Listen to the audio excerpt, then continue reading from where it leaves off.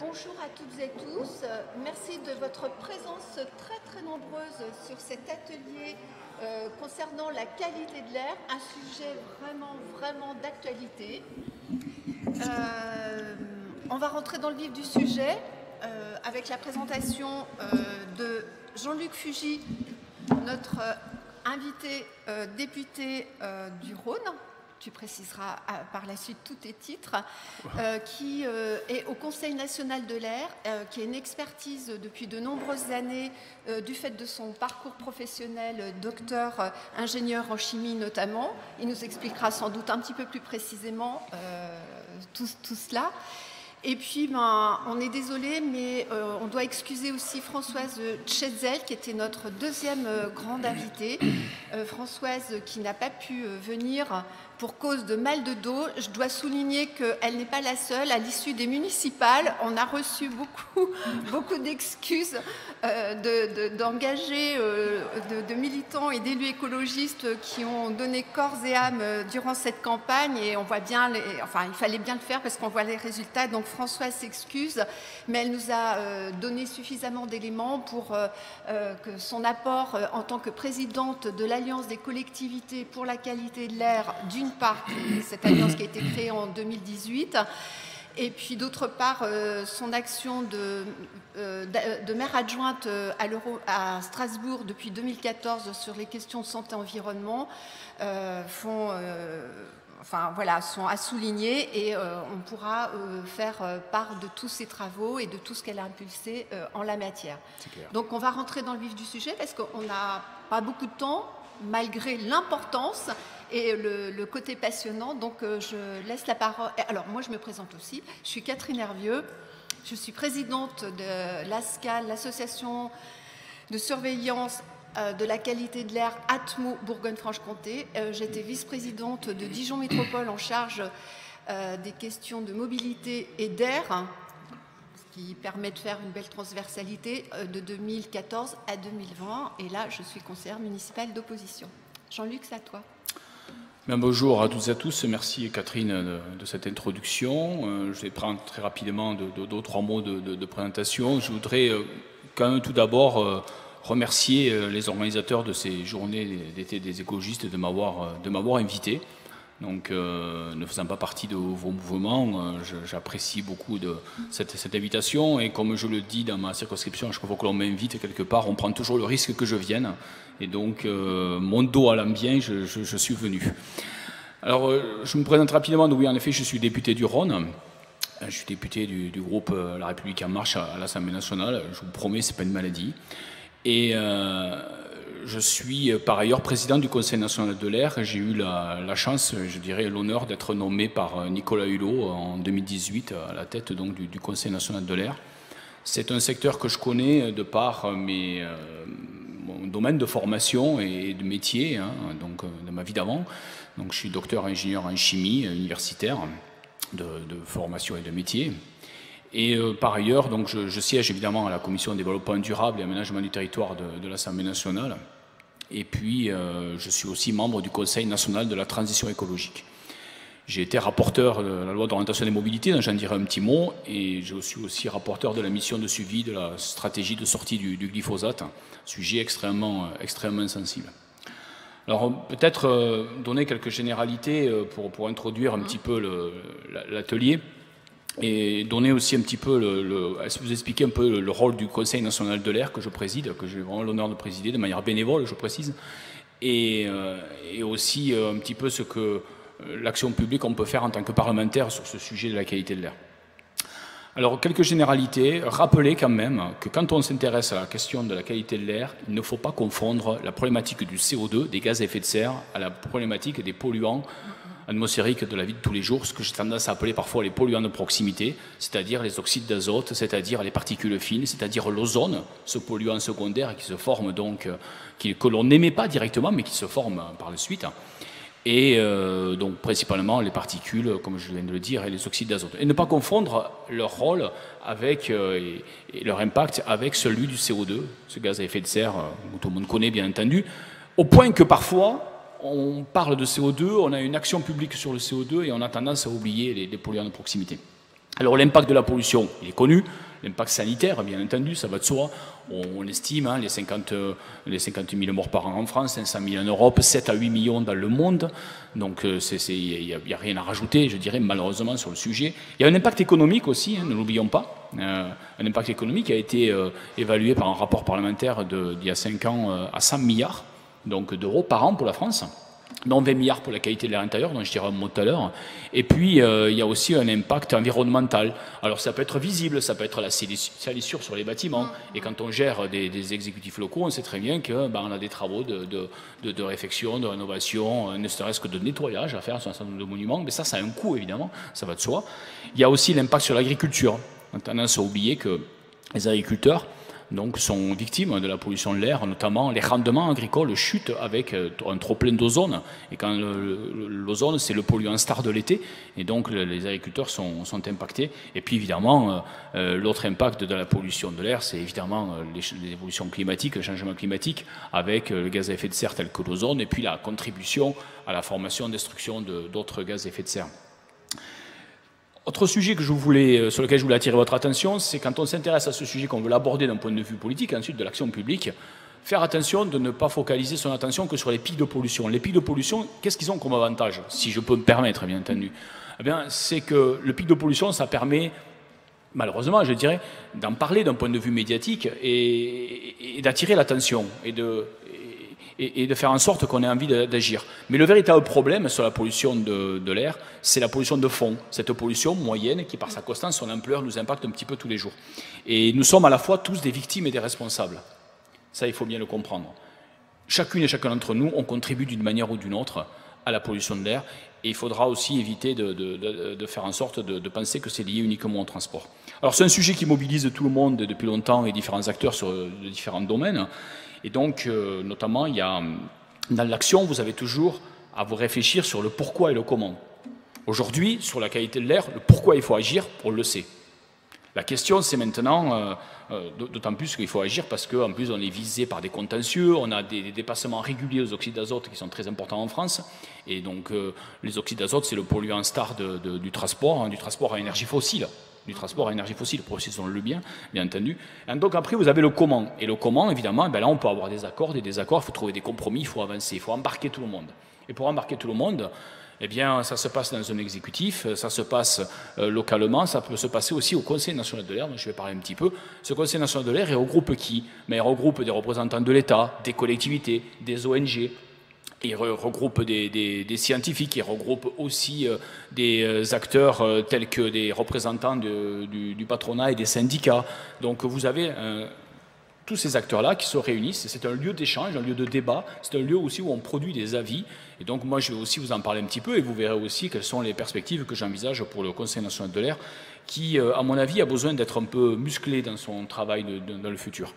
Alors, rapidement dire que ce Conseil national de l'air, moi j'ai la chance de le présider de manière bénévole, comme je disais tout à l'heure, mais j'ai deux vice-présidents, une scientifique, Isabelle Momas, professeure à l'Université Paris-Descartes, et aussi Alain Chabrol, que vous connaissez sûrement ici dans ses travées, donc vice-président de France Nature Environnement, et ancien vice-président de la région Rhône-Alpes, du temps où c'était encore la région Rhône-Alpes.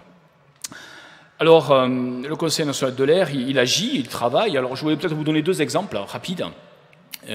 On a récemment présenté au Conseil national de l'air les résultats de la campagne nationale qui avait été lancée par Nicolas Hulot et par le gouvernement donc, sur les mesures dans l'air des résidus de pesticides. C'est une campagne qui a duré pendant 1 an. 1 an de mesures, il faut du temps quand on fait de l'action publique, vous le savez, bien entendu.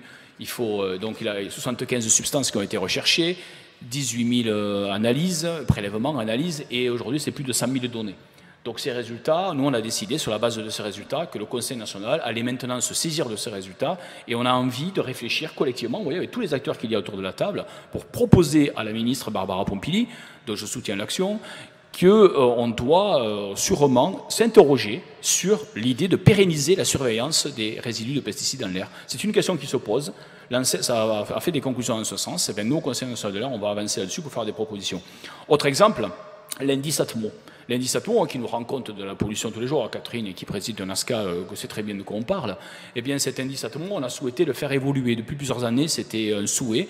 Ben, moi, j'ai pris mon bâton de pèlerin et avec l'ensemble des acteurs du Conseil national de l'air, nous avons avancé, nous avons fait en sorte que cet indice soit rénové en tenant compte des recommandations européennes, mais aussi en tenant compte du fait qu'il fallait mesurer mieux la pollution, mieux rendre compte à la population de cette pollution, et notamment les particules plus fines. Aujourd'hui, dans l'indice Atomo actuel, vous avez que les PM10. Maintenant, on va descendre au PM2,5 à partir du 1er janvier 2021. Et bien là, je voudrais ici, si vous me permettez, rendre hommage à Elisabeth Borne qui a accepté ces propositions, qui les a mises en avant à la Journée nationale de la qualité de l'air de 2019 et qui a, le 2 juillet dernier, donc au Conseil national de l'air, qui était une date un peu intermédiaire, puisque c'était la dernière fois où elle était encore ministre de la Transition écologique, a dit, eh ben, oui, en effet, l'État maintenant s'engage sur l'idée de mettre en place un nouvel indice Atomo. Eh bien, vous voyez, cet indice Atomo, il a été le fruit d'un travail au-delà des clivages partisans, etc. Ça a été le travail du Conseil national de l'air, avec tous les acteurs des territoires, pour se dire maintenant, il faut qu'on travaille avec la Fédération Atomo, qui fédère non, les acteurs de la surveillance réglementaire, et donc cet indice se mettra en place progressivement à partir du 1er janvier 2021. Parler un petit peu des moyens. Quand vous voulez faire de l'action et qu'on est au Conseil national de l'air, on a la problématique des moyens. Les ASCA donc, ont beaucoup souffert. Le réseau de surveillance de la qualité de l'air a beaucoup souffert avec la crise du Covid, a des problèmes financiers. Bon, ben, moi, en tant que parlementaire, dans le cadre du projet de loi de finances rectificative du mois de juin, eh bien, j'ai poussé le gouvernement, et je ne l'ai pas fait tout seul, je l'ai fait avec l'ensemble des acteurs, et nous avons obtenu donc, ce que nous avions demandé d'ailleurs, c'est-à-dire 2,8 millions d'euros de subventions exceptionnelles de la part du ministère de la Transition écologique, de manière à pouvoir faire face. Et derrière se pose la question des moyens pour la suite, et là, nous sommes en train d'y travailler avec le ministère. Dans le rôle de parlementaire, je voudrais dire que, sincèrement, on a fait ces 3 dernières années un certain nombre d'avancées. On peut considérer qu'on ne va pas assez vite, qu'on ne va pas assez loin, mais si je prends la loi économie circulaire, par exemple, moi j'ai souhaité par voie d'amendement que soit renforcée l'interdiction du brûlage et des déchets verts. C'est un sujet extrêmement important. C'était pas si clair que ça. Là maintenant, j'ai fait adopter un amendement où c'est vraiment très clair. Par exemple, on ne peut plus vendre ni louer donc un incinérateur pour les déchets de jardin, etc. Parce que n'oublions pas, par exemple, que 50 kg de déchets verts que vous brûlez au fond de votre jardin, c'est l'équivalent de 1300 km que vous faites avec un vieux diesel en matière d'émissions de pollution aux particules. Je le dis, c'est important, et l'adoption de cet amendement, d'ailleurs, si je prends le temps d'expliquer, c'est parce que l'adoption de cet amendement m'a valu, dans ma circonscription, des critiques sur les réseaux sociaux, mais malheureusement des critiques sur les réseaux sociaux par des gens qui sont peut-être présents même aujourd'hui. Donc une fois que j'ai eu expliqué, ils se sont excusés, ils m'ont dit « ah ben mince, on ne savait pas », etc. Donc il faut faire attention, hein, vous voyez, l'action publique, il faut toujours l'expliquer, il faut toujours un peu de science pour expliquer ce qu'on fait en matière de pollution d'air. Autre chose qui a été fait, qui a été très important, moi j'ai eu la chance d'en être le rapporteur, c'est la loi d'orientation des mobilités.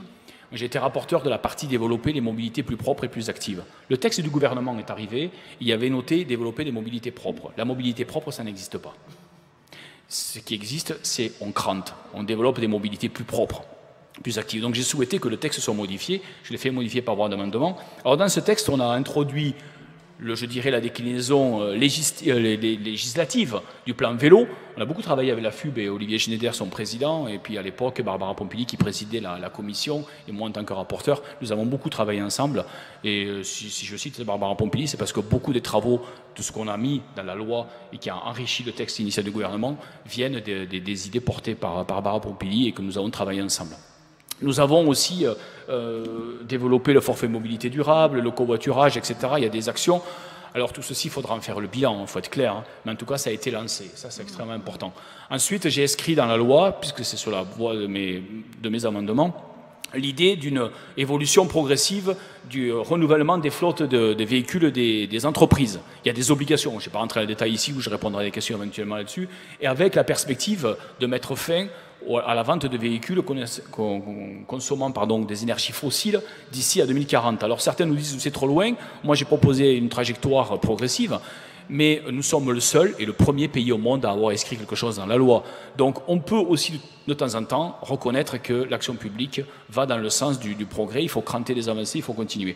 Et puis sur cette loi mobilité, bien entendu, on a souhaité muscler le rôle des ASCA, et aussi on a mis en place le volet législatif de pour la mettre en place, c'est des zones à faible émission.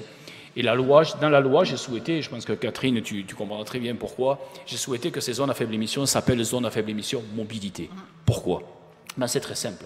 Parce qu'en réalité, quand on parle des zones à faible émission dans les milieux urbains, oui, c'est pour jouer sur la mobilité, c'est pour un meilleur espace de la mobilité, le meilleur partage de l'espace mobilité, pardon, et faire en sorte donc de réduire la pollution de proximité aux oxydes d'azote, aux particules fines venant des véhicules. Pourquoi j'ai voulu que le mot mobilité apparaisse? Parce que je ne voudrais pas que l'on croie que parce qu'on met en place une zone à faible émission, mobilité, on a résolu tous les problèmes de pollution. Les problèmes de pollution ne se réduisent pas à la problématique du transport. Le transport, c'est la source principale pour les oxydes d'azote. Mais la source principale pour les particules fines, on y reviendra tout à l'heure quand on parlera du Covid, j'en parlerai, eh bien, c'est le chauffage au bois non performant pour les particules fines. Et puis l'industrie a aussi un impact à la fois sur les oxydes d'azote, à la fois sur les composés organiques volatiles, autres. Et puis vous avez aussi l'agriculture qui a aussi un impact sur l'ammoniac et sur une partie des particules. Donc vous voyez, il faut faire attention, selon le polluant que vous allez prendre, selon le secteur que vous allez prendre, tout le monde est à la fois responsable et à la fois, du coup, par conséquence, aussi victime. Donc il faut faire un petit peu attention. Alors on m'indique qu'il ne me reste qu'une minute. Alors je voulais parler un petit peu de l'air intérieur. On aura l'occasion pour les zones à faible émission de revenir dessus. On va sur un suivi, y compris au Conseil national de l'air. Pour l'air intérieur, c'est un sujet majeur pour moi. Je me suis aperçu en tant que membre du Conseil national de la transition écologique que dans le schéma qui est prévu donc de rénovation des bâtiments, etc., on oubliait assez systématiquement de faire référence à la qualité de l'air intérieur. On vit plus de 80% de notre temps en milieu intérieur. C'est important, c'est extrêmement majeur. Donc j'ai fait adopter dans l'avis du Conseil national de la transition écologique l'idée qu'il fallait vraiment muscler le texte sur le contenu en matière de qualité d'air intérieur. On ne peut pas aborder la question de la rénovation sans se poser la question de la qualité de l'air intérieur. En conclusion, j'ai quand même, en conclusion en tout cas, je voudrais attirer votre attention sur le fait que, et on va y revenir avec Catherine, j'ai un peu décrit avec les exemples que je vous ai donnés, l'idée que pour travailler sur la qualité de l'air, pour travailler politiquement sur la qualité de l'air, il faut avoir une approche transversale, de plus en plus. Agriculture, mobilité, urbanisme et gestion des déchets, tout est lié. Il faut avoir de la transversalité, il faut mettre de la rigueur un petit peu scientifique aussi. Et vous voyez, lundi, j'ai adressé un courrier à la fois à Julien de Normandie et à Barbara Pompili, donc ministre de l'Agriculture et de l'Alimentation pour l'un, ministre de la Transition écologique pour l'autre, en leur proposant, en 4 pages, sur 7 sujets différents, l'idée qu'il fallait décloisonner un petit peu leurs approches ministérielles, et il faut que l'on aille dans ce sens, et l'air en fait partie, parce que sur la problématique de l'air et de l'agriculture, il y a beaucoup de sujets à voir ensemble, et donc la transversalité sera, à mon avis, quelque chose de majeur. Et dans le plan de relance et de transition, parce que moi je l'appelle comme ça, eh bien je crois qu'il y aura aussi des enjeux extrêmement importants sur l'environnement au sens large, la transition écologique, mais il va falloir que la qualité de l'air, on l'aborde. Et ce que je voulais dire aussi, c'est que, et là je vais rendre la parole comme ça à Catherine, c'est que vous êtes beaucoup à être élu, et c'est très bien. Il faut, quand on est élu, maintenant s'approprier un petit peu tous ces outils qui viennent de ces lois récentes, je parlais notamment des zones à faible émission, de leur mobilité, etc., et surtout les mettre en place de manière progressive, essayer d'embarquer la population. Il faut vraiment faire en sorte de les faire adhérer. Et c'est comme ça qu'on va cranter des avancées, qu'on va pouvoir réduire ces problèmes de pollution, qui, encore une fois, on en est tous responsables et tous victimes. Ne montrons pas toujours les autres du doigt. Acceptons l'idée que c'est ensemble qu'on va y arriver. Donc voilà ce que je voulais vous dire en introduction. Et sachez que moi, en tant que président du Conseil national de l'air, je serai toujours prêt à venir échanger parce que j'ai besoin d'enrichir ma palette de pensée et pour qu'ensuite, y compris dans mon action parlementaire, je puisse agir sur tous ces sujets. J'ai été bavard, je le sais.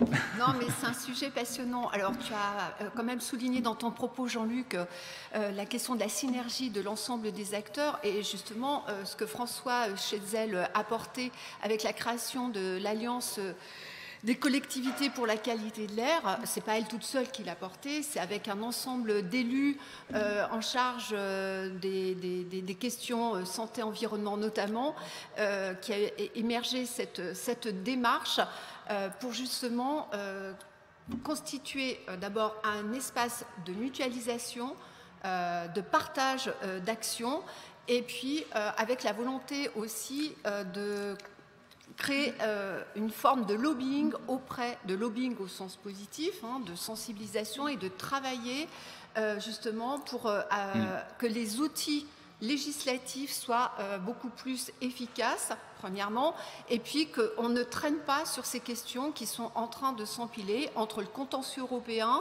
entre les impacts financiers. Bon, le rapport des sénateurs il y a 5 ans, bon, c'est 100 milliards d'euros, tout confondu, que les impacts concernant la dégradation de l'air se calculent. C'est énorme à l'échelle de ce à quoi on est confronté en ce moment avec des arbitrages financiers suite aux conséquences de la crise du Covid, par exemple. Donc cette alliance qui démarre, parce qu'en fait il n'y a que 2 ans et demi, 3 ans d'existence, il y a quelques collectivités qui sont impliquées, il y a un renouvellement avec les élections municipales, et moi si j'ai un message à faire passer auprès de chacun d'entre vous, si vous êtes élu ou si vous connaissez des élus, n'hésitez pas à relayer l'existence de cette alliance. Je vous donnerai des choses précises, techniques. Voilà, on peut donner les renseignements. Il y a un site internet qui va arriver au mois de septembre. Mais il faut élargir, il faut consolider, parce que en fait, ce sont des outils aussi qui permettent aux parlementaires comme Jean-Luc et qui sont très impliqués sur ces questions-là, d'avoir encore plus de légitimité quand il s'agit d'emporter des arbitrages, que ce soit au Parlement ou que ce soit au niveau interministériel. Et puis, par rapport aussi à ce contentieux qu'on a au niveau de l'Europe, il faut aussi qu'on redore, que notre pays, que nous tous collectivement, on redore notre blason pour le coup. On ne peut pas afficher avoir accueilli la COP21 au sens large avec les impacts climat, gaz à effet de serre, mais aussi incidemment les questions de pollution. La COP21 à Paris en 2015, des grands discours aussi sur toutes ces questions d'environnement et ce que ça suscite comme inquiétude auprès des citoyens avec lesquels nous sommes en lien, et puis ne pas se donner les moyens à la fois juridiques, légaux, et puis de sensibilisation et de porter à connaissance cette pédagogie. Alors, juste pour illustrer les dernières actions de cette Alliance des collectivités pour la qualité de l'air, il y a eu un plaidoyer rédigé pour sensibiliser les candidats aux élections municipales qui a été diffusé, donc les équipes s'en sont saisies ou pas. Et là, moi je pense que c'est aussi à chacun d'entre vous, que vous soyez élus ou militants associatifs ou citoyens lambda, et c'est toute sa noblesse, d'aller interpeller vos représentants, vos maires, vos présidents d'intercommunalité, vos présidents de région aussi, parce que n'oublions pas le rôle des régions aussi sur ce sujet, et leur dire qu'est-ce que vous avez fait, comment vous vous saisissez de la question concrètement. Attention, on dit concrètement, dans l'ensemble des dimensions que Jean-Luc a esquissées. Donc un plaidoyer pour les municipales. Il y a aussi, puisqu'on est en plein dans l'actualité, crise sanitaire, l'impact du Covid, qu'est-ce que ça a suscité. On a tous constaté qu'on respirait mieux. On respirait mieux parce que baisse là pour le coup des transports, et donc du coup baisse de l'ozone, et du coup c'était mieux en termes de respiration. On redémarre. Alors on se mobilise pour le Covid, mais ça voudrait dire que ce qu'on est capable de faire pour le Covid, on ne serait pas capable de le faire pour éviter les 67 000 décès prématurés par an en France à cause de la dégradation de la qualité de l'air. Alors il ne s'agit pas de mettre le pays en suspens, on est bien d'accord, c'est pas ça. Mais les solutions, elles existent dans tous les domaines. Il y a plein d'exemples pratiques, on ne dit pas qu'on part de zéro. Le plan mobilité, l'émergence de l'usage du vélo, les coronapistes, les pistes cyclables expérimentales qui ont été mises en place par certaines collectivités, je pense à Paris notamment, à Lyon, Marseille et Nice s'y sont mis, mais ont tout de suite arrêté après le confinement. Moi j'ai essayé sur Dijon, mais ça n'a pas marché. On était entre les 2 tours des municipales, mais à situation exceptionnelle, réponse exceptionnelle, le maire ne m'a pas entendu. Donc voilà, c'est un sujet sur lequel on rebondit, il faut rebondir. Donc le vélo, les gens se remettent à marcher aussi, parce que voilà, mais ça répondra pas à tout, bien évidemment. Et du coup, on voit bien aussi que dans le cadre de la préparation des régionales, les régions ne pourront pas qu'avoir l'histoire des TER en tant qu'autorité organisatrice de la mobilité régionale. Il faut faire, l'intermodalité au plus près des besoins des habitants, et ça c'est un vrai challenge. Il y a le volet agricole. Moi je viens d'une région où la question agricole est très très prégnante. Je peux vous dire qu'en tant que présidente d'Atmo Bourgogne-Franche-Comté, quand je vais rencontrer les chambres d'agriculture, je vais au-devant d'eux pour éviter qu'on soit dans des mondes cloisonnés. Quand on dit aux agriculteurs qu'ils ont des baisses de rendement dues à la pollution, ils découvrent. Donc on ne peut pas être chacun dans nos certitudes et sans mettre des passerelles, aller à leur rencontre, parce que sinon on n'y arrivera pas. Il y a une méconnaissance de ces sujets qui sont très complexes, parce que ce qu'on n'a pas aussi trop évoqué, c'est, on analyse l'impact des polluants les uns après les autres, mais la question du cocktail, de ce que ça fait en termes sanitaires, bien évidemment, mais en termes d'impact sur l'eau, sur les sols. Tu as parlé des bâtiments, bien évidemment, en termes d'argent public quand on rénove, parce qu'à chaque fois, les murs, tous les 10 ans, c'est dégueulasse. Et c'est pas que le carbone issu de la motorisation, c'est aussi plein d'autres agrégats de polluants. Et ça, c'est des chantiers qui sont à la fois enthousiasmants, mais pour le coup, dont on se doit de les saisir, de les appréhender à bras le corps, en mettant à la fois une connaissance à plat, une connaissance scientifique pour éviter de raconter n'importe quoi et de mélanger ce que tu soulignais très justement, ce qui se passe du côté des gaz à effet de serre, ce qui se passe du côté des polluants, c'est pas cloisonné, mais on a besoin de mieux comprendre. Donc l'Alliance a fait un gros travail, commence à faire un gros travail là-dessus. Et pendant le Covid, justement par rapport à ce qui s'est passé sur l'air, il y a eu une lettre ouverte à Emmanuel Macron pour justement le sensibiliser, pour sensibiliser l'ensemble des décideurs au niveau national, dire vous avez vu ce qui s'est passé pendant le confinement, qu'est-ce qu'on fait de ça? On ne va pas se remettre à faire comme avant, comme si on ne se sert pas du constat. Donc il y a eu le plan vélo, il y a eu le musclage, 20 millions d'euros dans un premier temps débloqué, plus 60, et puis après ça a été augmenté à 60 millions. Alors c'est vrai que quand on met en parallèle avec ce qu'on a lâché pour Airbus, il y a dans certains milieux associatifs. Et le plan automobile aussi. Le plan automobile, voilà. Bon, voilà, mais c'est 60 millions, c'est pas 0 million, donc c'est vrai qu'au niveau de la FUB, ils étaient quand même assez contents. Avant, il n'y en avait pas de plan vélo. Oui, on est d'accord. Il n'y en avait pas. Et donc cette lettre ouverte a été, pour dire que le sujet devient vraiment grand public, cette lettre ouverte a été reprise par Le Monde le 7 mai, donc ça commence aussi à fuser dans la société.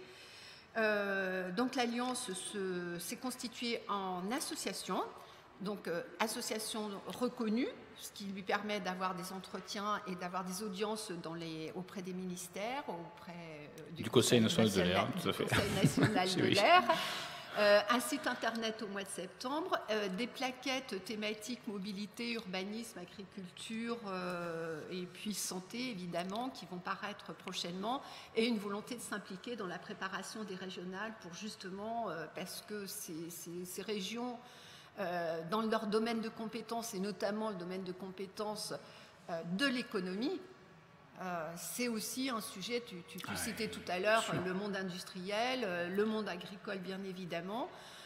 Concernant l'urbanisme, effectivement au niveau des collectivités avec les PLU-IHD, les PLU, tout ça, il faut aussi que les nouveaux élus mettent des critères qualité de l'air dans les documents, parce que ça va être le mandat 2020-2026, ça va être le mandat pour le climat, pour l'adaptation de nos territoires au changement climatique, de façon à ce qu'on préserve une qualité de vie pour tout le monde. Et je laisse la minute qui me reste aux questions et aux réponses. Alors, on a un micro. micro.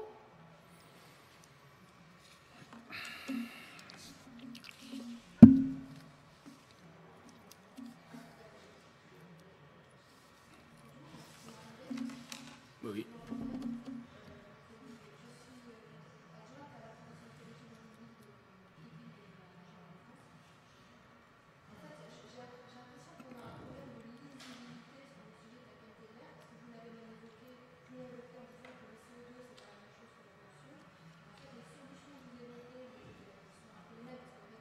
Bien sûr. Bah, oui.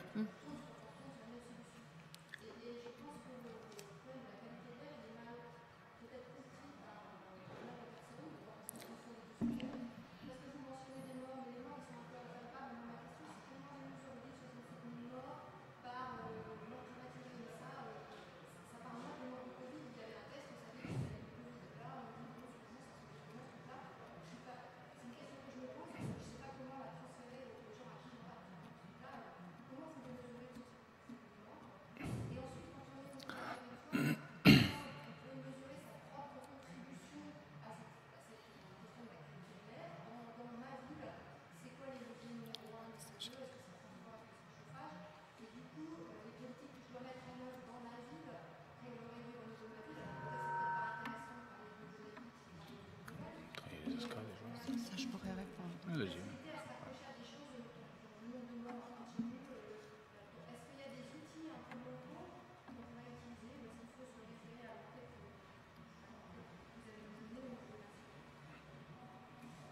Bon, de connaissance.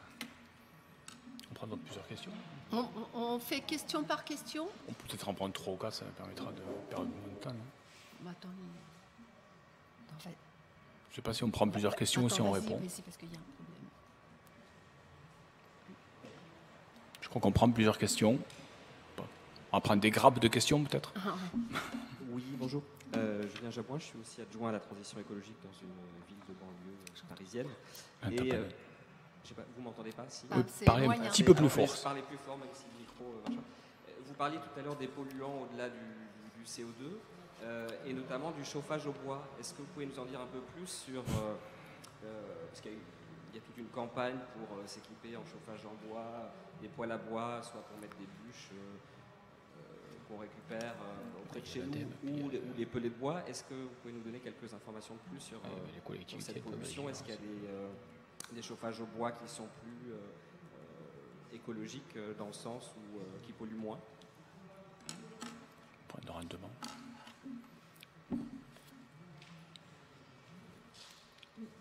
Bonjour, moi c'était sur les questions de mobilité qui je pense qui sont très importantes.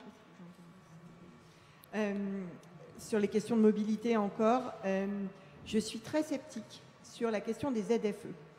C'est les questions de critères, les vignettes. Moi j'ai peur que ce soit juste un instrument pour renouveler le parc automobile sans se poser la question du système et de la réduction claire de la circulation automobile. On a quand même bien vu qu'au moment du confinement, ce qui a amélioré la pollution, la qualité de l'air, ça a été tout simplement une expérience de démobilité à grande échelle et de façon massive, et c'est ça qui a permis d'avoir des résultats. C'est pas un truc qui va se faire sur 20-30 ans à coup de vignettes sur lesquelles on aura finalement une action très faible, comme ça s'est fait déjà depuis quelques années. En discutant avec le lobby automobile, c'est très simple, il dit mais c'est bon, la question de la pollution de l'air, elle est réglée, puisque maintenant les nouvelles motorisations sont propres. Donc on voit bien qu'on a une espèce de course comme ça à la voiture propre, qui est une fuite en avant, et sur lesquelles on n'est pas capable d'agir concrètement. En gros, le problème des ZFE, c'est aussi un problème du contrôle. Et ça veut dire qu'il faut qu'on embarque aussi la police et les préfectures pour qu'il y ait une véritable contrôle. Sans contrôle, ça vaut rien du tout. Donc il faut qu'on ait un vrai contrôle des plaques d'immatriculation et puis qu'on ait vraiment une action qui soit beaucoup plus sur des zones à trafic limité plutôt que ces ZFE qui, à mon avis, seraient l'échec de trop par rapport à des politiques mobilité urbaines. Peut-être une question, on répond. une question très rapide. Je voulais savoir quels étaient les leviers en fait, au niveau local pour travailler sur la pollution de l'air liée aux activités économiques. Parce que j'ai pas l'impression qu'en fait on ait beaucoup de leviers au niveau local en tant qu'élu pour pouvoir travailler avec les industries par exemple ou ce genre de choses. Il y a des réglementations au niveau national, mais qu'est-ce qu'on peut faire au niveau local? Ça rejoint la première question. Tout à fait. Ouais.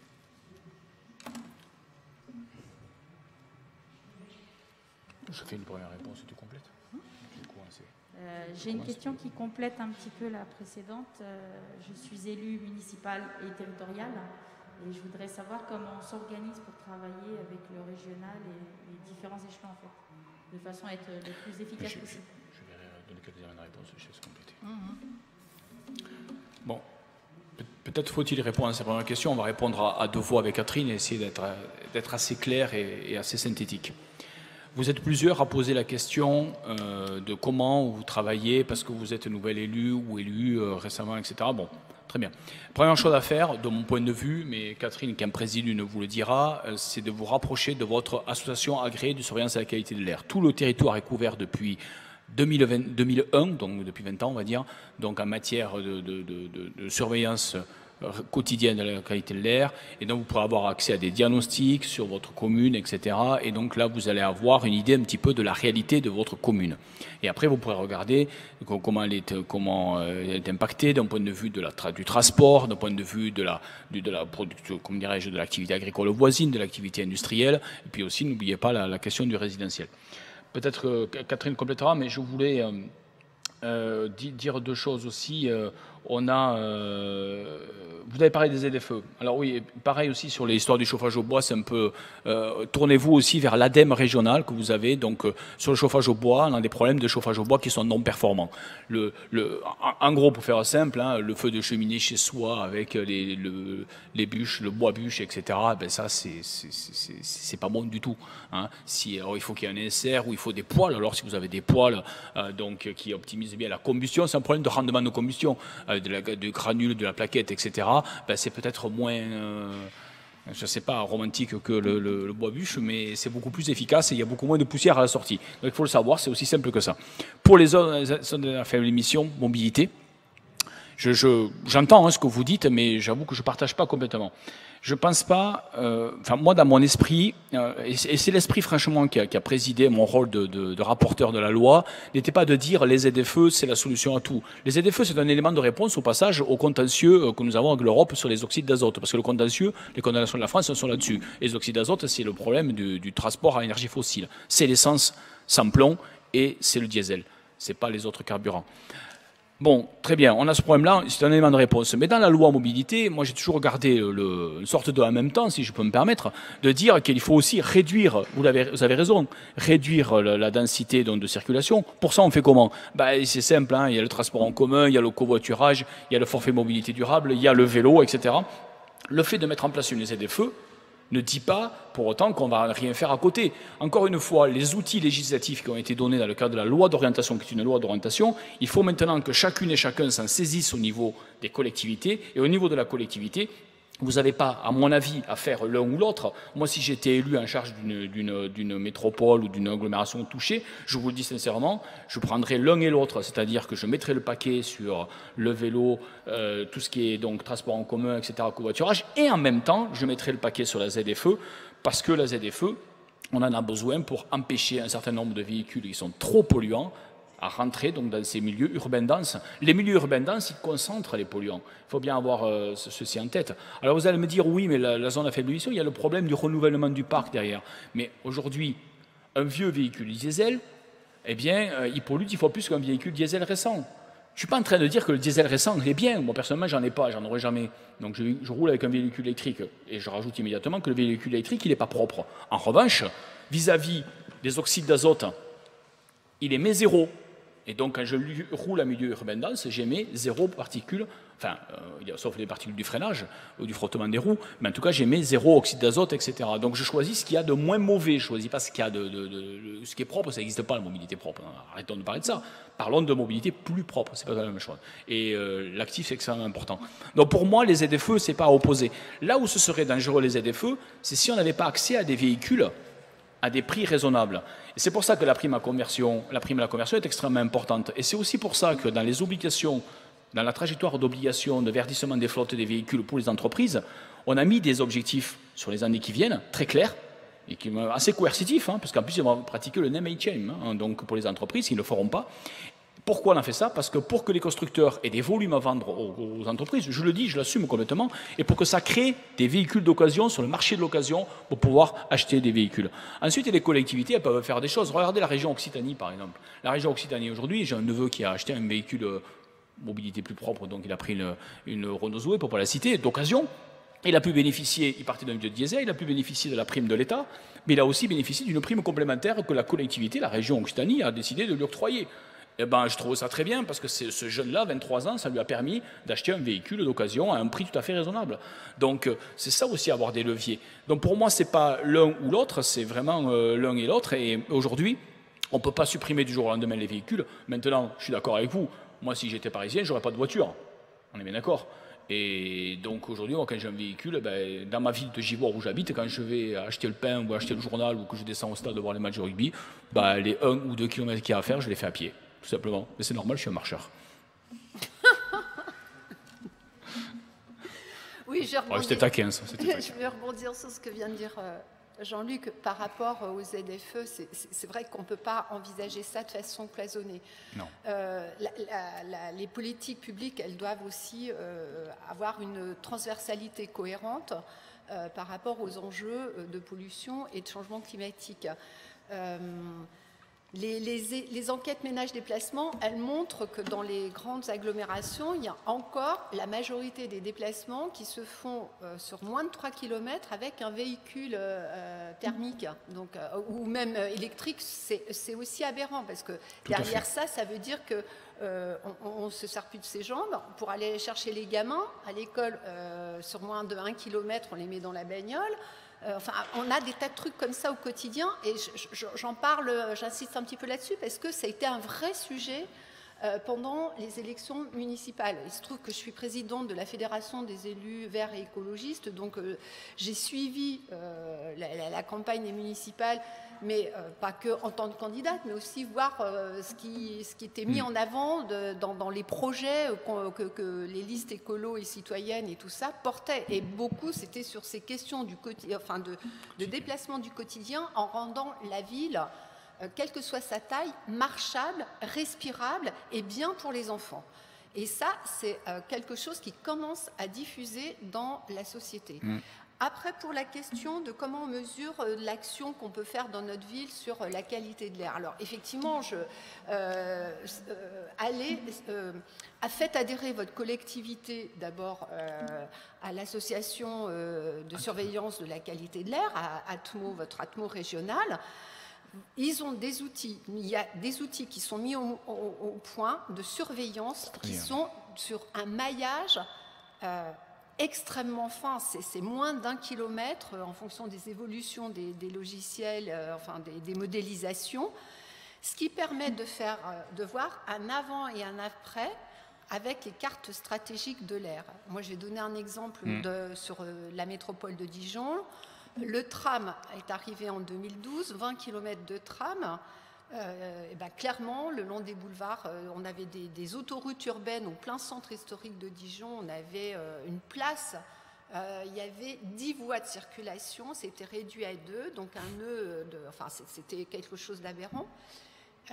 Clairement, la carte stratégique de l'air de 2009 et celle de 2015, clairement, ça passe du rouge au vert. Alors après, avec les nouveaux indices qu'on va avoir avec l'Europe, il ne faut pas se contenter de dormir sur ses lauriers. Et la couleur n'est qu'un indicateur, mais pas quelque chose d'objectif, d'idéal et tout. On a toujours des choses à faire.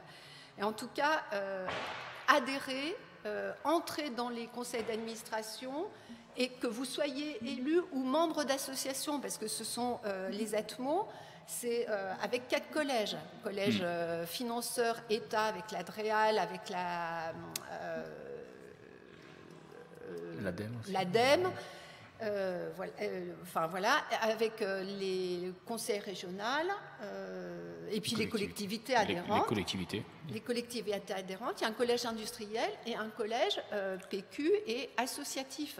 Et ça, c'est quand même un modèle qui est hyper original, qui tient bien, mais qui nous est envié d'ailleurs dans le monde entier. Exactement. Et ça permet aussi de faire un partage de chacun des parcours des uns et des autres et de créer des synergies et des complémentarités. Mais pour le coup, et du consensus. Oui, bien sûr. Mais pour le coup, comment dire, il faut s'en saisir. C'est encore peu connu du grand public, donc c'est aussi à chacun d'entre nous de le faire valoir et de dépasser aussi le fait que c'est un thermomètre, que c'est justement un outil d'aide à la décision. Pour travailler, pour s'aider, pour préparer les régionales, les élections futures, on pourra en reparler. Enfin, il y aura des choses qui vont circuler, qui vont être communiquées. Et puis, comme on n'a qu'une minute pour conclure, je te laisse. 5 ? Bon, alors... Oui, tu nous as mis la... Vous voulez dire un mot sur ce qui s'était passé avec le Covid aussi, peut-être? Oui, si je peux en dire un mot, on a quelques minutes pour en dire un mot, peut-être? Oui, 5 minutes. Je voulais attirer votre attention sur la question du Covid. On a pu mesurer, quand il y a eu la crise du Covid, l'impact que ça avait sur la pollution de l'air. Et le mesurer parce que les associations agréées de surveillance de la qualité de l'air ont mesuré notamment les 30 à 70% de baisse d'oxyde d'azote. Alors, on a commencé à voir arriver un certain nombre d'articles au site de presse, parce que des études, etc., sont arrivés bons. Et donc, en fait, ce qui s'est passé, c'est que c'est un peu parti dans tous les sens. Alors, je vais essayer en 2 minutes d'expliquer un petit peu les choses. Moi, je fais partie des 18 députés, il y a aussi 18 sénateurs, qui sont dans ce qu'on appelle l'Office parlementaire d'évaluation des choix scientifiques et technologiques. Vous en connaissez sûrement un, il est là ce matin, il s'appelle Cédric Villani, c'est notre star, vous connaissez. Et il m'a demandé, puisque je fais partie de ces députés un peu scientifiques, etc., de regarder ce sujet-là avec des scientifiques. Et donc j'ai fait, vous pouvez retrouver ça sur mon site, jeanlucfugit.fr, où je pourrais vous l'envoyer si ça vous intéresse, vous pouvez m'écrire sur le site. On a fait une étude au mois de mai, que j'ai publiée, donc j'ai rendu public le 15 mai, sur les interactions entre Covid, pollution de l'air et gaz à effet de serre. Ce sont des données, pas de la polémique, quoi que ce soit. Elles montrent quoi, ces données? Elles montrent que les oxydes d'azote ont baissé. C'est clair, normal, baisse de l'activité, etc. Elles montrent en revanche que sur les particules fines, ça n'a quasiment pas diminué. Pourquoi? Parce que le confinement, mois de mars au mois d'avril, c'était une période où il y avait du froid sec, donc je parle globalement en France. Donc chauffage au bois non performant a été utilisé. Il y a eu les épandages agricoles aussi. Il ne s'agit pas de montrer du doigt les agriculteurs. Je suis un fils de paysan, donc je ne vais pas le montrer du doigt. Il s'agit simplement de dire que ça a correspondu à ce moment-là. Les épandages agricoles, ils ne sont pas tous les mois. C'est qu'au mois d'avril, c'est là où il y en a le plus. Donc, vous voyez, et donc du coup, la partie particule n'a pas diminué. Donc je voulais en parler au passage. Je voulais aussi parler du fait que sur le CO2, ça a très peu diminué. Seulement moins de 10% des émissions de CO2 ont baissé. Et une chose rapide aussi, on est allé regarder, les scientifiques sont en train de regarder, la question de l'impact de la pollution de l'air que nous vivons tous les jours sur 2 choses qu'il ne faut pas confondre. Et là, je regrette d'avoir lu des articles de journaux où c'était tout mélangé. D'ailleurs, certains journalistes sont en train d'expliquer. Vous allez regarder sur l'impact de la pollution de l'air sur la résistance au virus et l'impact de la pollution de l'air sur le transport du virus, ce qui n'est pas la même chose. Et sur la résistance au virus, on comprend bien qu'à partir du moment où on est soumis à une certaine forme de pollution, le système immunitaire est affaibli et donc c'est un terreau favorable pour les pathologies et donc ça aide sûrement le Covid à faire des dégâts. Et les études restent à compléter. En revanche, sur le transport du virus par les particules, comme c'est suspecté, etc., il y a des études en cours, mais n'en tirons à ce stade aucune conclusion, parce que sinon ce n'est pas une démarche scientifique, c'est ce que je veux dire en science, il faut aussi que la science vienne éclairer l'action publique.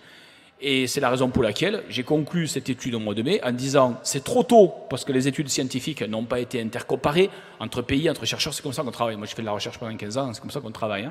Il faut vérifier tout ça. Et donc on va refaire une évaluation à la fin de l'année pour voir les nouvelles recherches et peut-être que les vérités du mois de mai ne seront pas celles du mois de novembre. Vous voyez ce que je veux dire? Je veux dire par là qu'on est en train de découvrir l'impact que ça a. Donc sur Covid et pollution de l'air, soyons prudents. Non pas qu'il faut nier quoi que ce soit, la question n'est pas là. La question c'est de dire, attention, de ne pas tirer des conclusions trop rapides de certaines études qui n'ont pas été complétées, terminées, etc., etc. Donc voilà ce que je voulais dire. Et moi, ce que je voulais dire aussi, c'est que vous pouvez toujours compter sur moi pour ces sujets-là. C'est des sujets qui sont passionnants et qui doivent vraiment faire en sorte d'emporter tout le monde. Et donc, si vous voulez m'écrire, échanger avec moi, Jean-Luc tout en attaché.fr. Catherine, je te laisse conclure. Oui, je voulais mettre en conclusion l'accent sur le fait que ce qui se passe avec la dégradation de l'air et puis au sens large de l'environnement, en fait, ça touche aussi, c'est en lien avec les inégalités sociales. On sait aussi que ce sont les plus pauvres qui sont impactés et que ça interroge aussi notre modèle social. Nos mises en place par rapport au-delà de ce qu'on affiche en termes de solidarité, du coup, ça renforce aussi ce qu'on porte en termes de politique publique concernant la rénovation thermique du bâtiment, les mobilités accessibles, parce que c'est vrai aussi que ceux qui sont captifs de la voiture individuelle, c'est ceux qui n'ont pas forcément les moyens d'avoir le choix, comme certains d'entre nous, d'opter pour d'autres mobilités, opter pour aussi un autre type d'alimentation, etc., etc. Et que de façon très cohérente, ça doit aussi nourrir notre démarche écologiste pour que ça s'adresse vraiment à tous et toutes. Et que ça, on a un gros chantier à faire. On le fait déjà, mais ça se muscle encore plus avec ce qui se passe avec le Covid, qui est une démonstration santé environnement. Santé environnement. Santé environnement au sens large, mais après, on a plein de choses à décliner. Tout à fait. En tout cas, on vous remercie beaucoup de votre participation. Jean-Luc est à votre disposition, mais aussi, moi, je suis à votre disposition et Françoise aussi est à votre disposition. À très bientôt. Merci.